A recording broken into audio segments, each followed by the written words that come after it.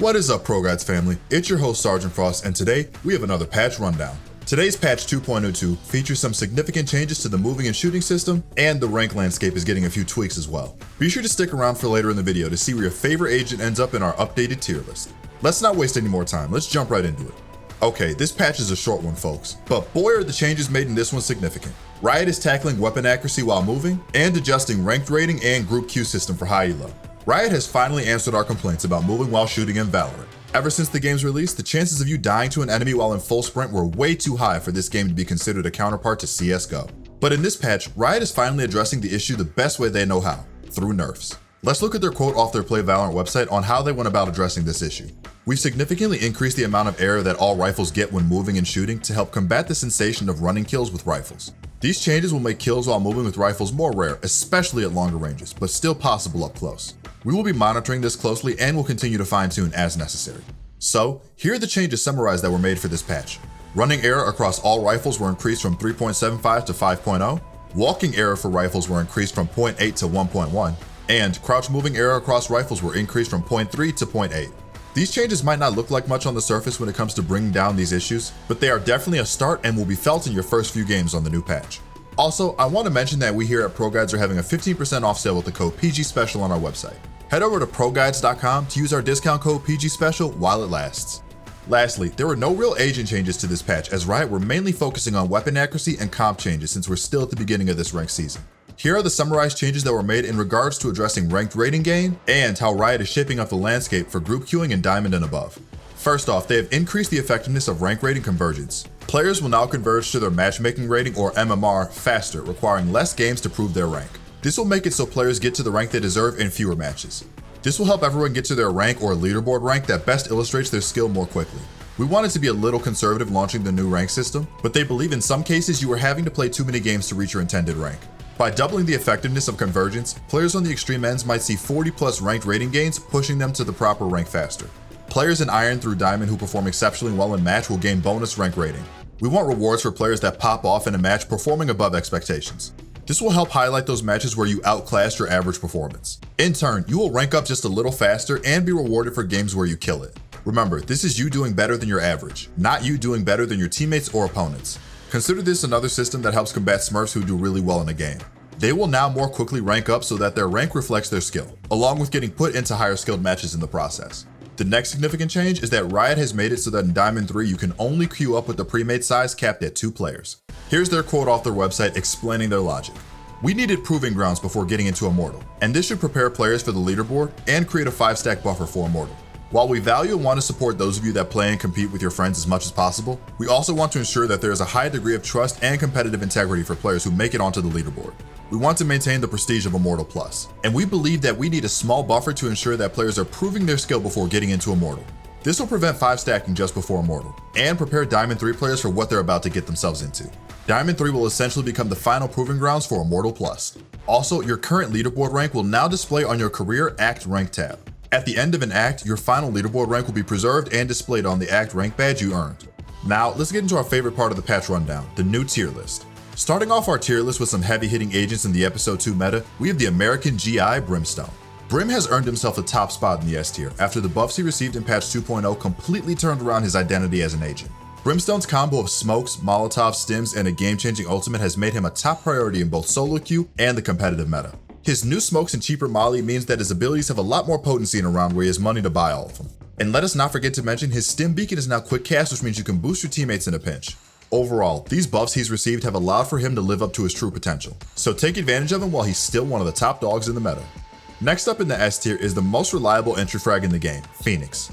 Phoenix is the top entry fragger in our S tier mostly because of his reliability and consistency when it comes to breaking open sites. Not to mention he's self-sufficient with his own healing and game-changing ultimate. Phoenix is an agent that must be respected when he pops off in game, and no other agent can make an entire team run and hide the second they activate their ultimate.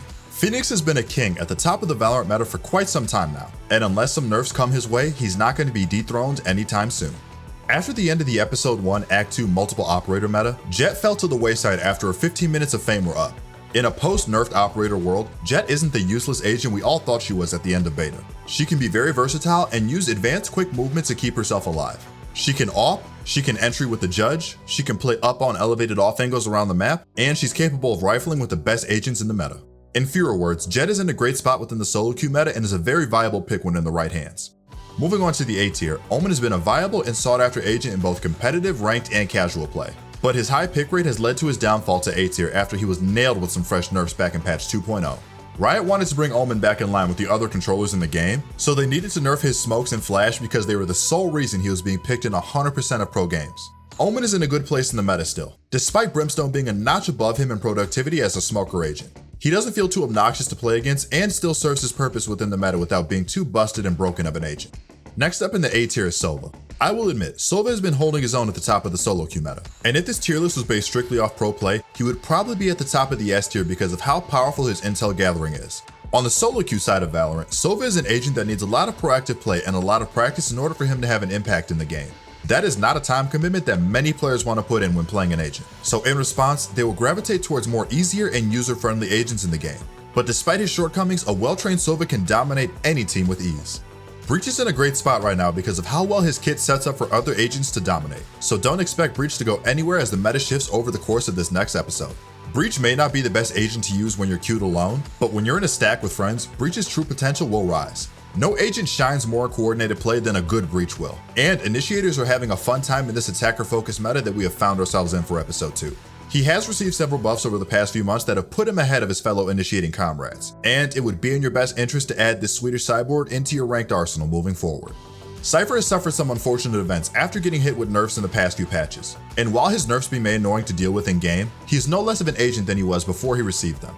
Cypher's nerfs he received to his tripwires and camera have made him less effective at doing his job he once did so well, and that job was information gathering. With the release of Skye into Valorant, her abilities Tiger Trinket and Secret Spirits were much better at info gathering than Cypher's abilities. Cypher is still a great info gathering agent, don't get me wrong, but there are more agents in the game now that can do his job better and just in safer ways. Rounding out our A tier is Reyna. Reyna is a simple agent in that her only job is to flash her way onto site and kill anyone that stands in her way. She was the queen of entry fragging and shared the throne with her counterpart Phoenix. And now with Yoru in the meta, there are even more alternative options for Reyna that make you think long and hard before picking her. Now that other agents can perform Reyna's job of flashing onto sites from a safer distance, there is no longer a high demand for Reyna to be in every single team comp. In high elo, a good Reyna is to be respected and avoided, because in the right hands, she can be the engine for a team that outright wins them the game. Reyna is in the A tier because she is an agent that scales with your level of play. The better you are as a player, the better she will become as an agent.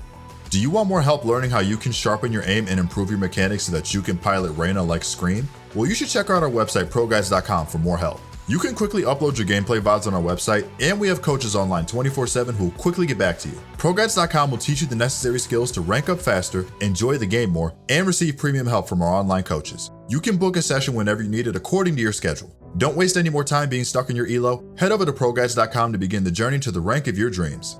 Moving on to B tier, we have Skye. The main reason Skye found her way into relevancy within the meta is due to how pliable and useful her flashes are. Skye is the only agent in game that can control exactly where her flashes go and when they detonate. She is the ultimate team first agent with how useful the utility in her kit is. So far, no other agents in the game are a direct counter to her, and on defense, many agents struggle to deal with a good Skye that knows how to pilot her as an agent. Just like her colleague Breach, Skye is most useful when in a stack with friends rather than solo play, and because of that, she will remain in B tier. Raze has fallen quite a bit since Valorant released, and for good reason.